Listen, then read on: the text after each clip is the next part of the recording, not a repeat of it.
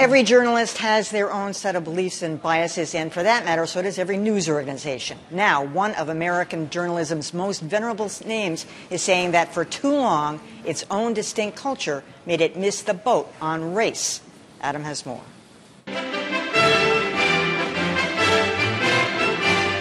For more than a century, National Geographic has taken readers and viewers to far-flung places where life looks and feels extremely different.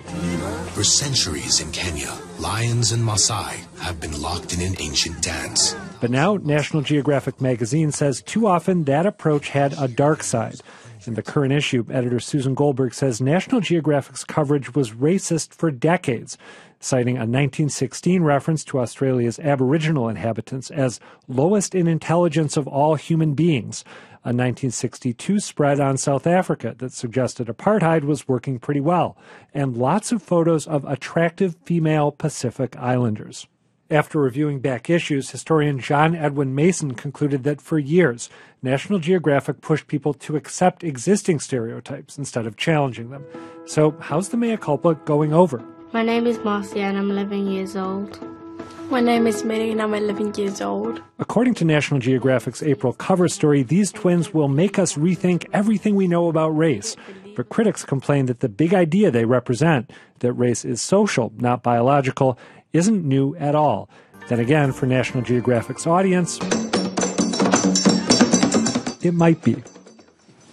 You know, Adam, the historian who actually went over this was a little more nuanced. The editor's note was kind of very apologetic and upfront, but one of the things he said, which really struck me, he said, a photograph can open your mind and close it at the same time. I mean, I know as a kid, there was nothing I looked forward to more than that National Geographic, and a lot of it had to do with the animals, the costumery, the dress, the topography. I knew nothing about the topography or the geography of that part of the world. So yeah, while I was also very interested in some of the tribal things. I mentioned the other day that I learned about Ubengis, a term that I'll never forget, but the people who put the disc in there. It was informative and interesting, and now I'm not dismissing this, but it certainly resonated with me. My hunch is that a big part of the reason for the difference in tone between the National Geographic editor's note and John Edwin Mason's, the historian who reviewed this for National Geographic, the tone he struck is that he's an African-American man and the editor is a white Jewish woman.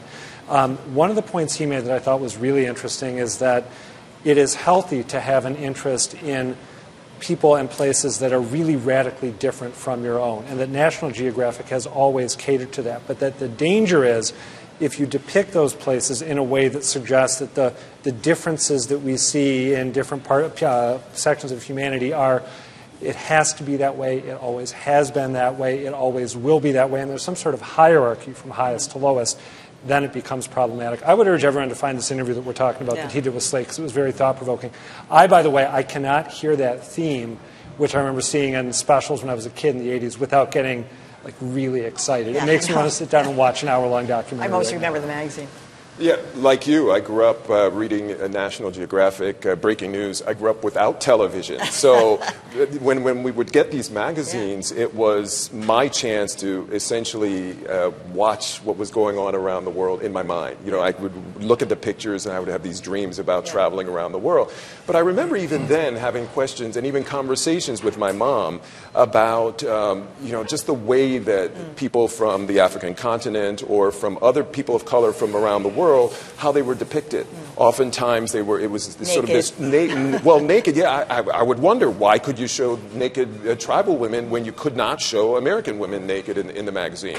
I was worried why every time you saw someone who was black, they had a spear or something in their hands, and that bothered me. And I felt as if it was helping to propel some of the stereotypes or even instill stereotypes in people. And so it's good to see this.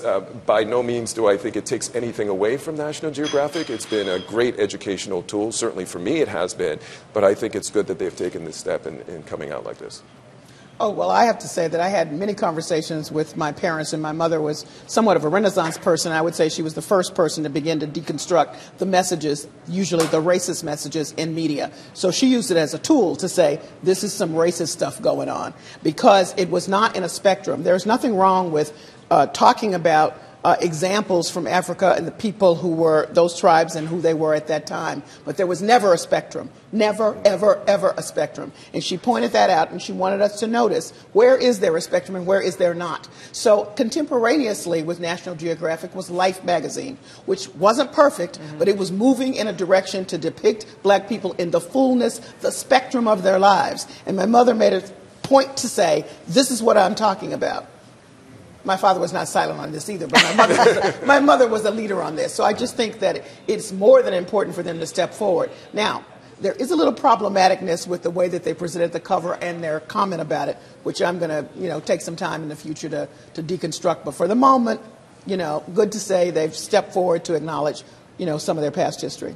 Yeah, Callie, you brought up something that I thought was really powerful in the study, because the one thing you don't want to fall into is the trap of judging National Geographic in the past by the standards of today. So the study did a really good job of showing that even at the time, Life magazine was doing a much better job depicting African American life in its fullest spectrum and covering the civil rights movement. That was because they explained that in that analysis too, that they were also looking at American life, and National Geographic never did that.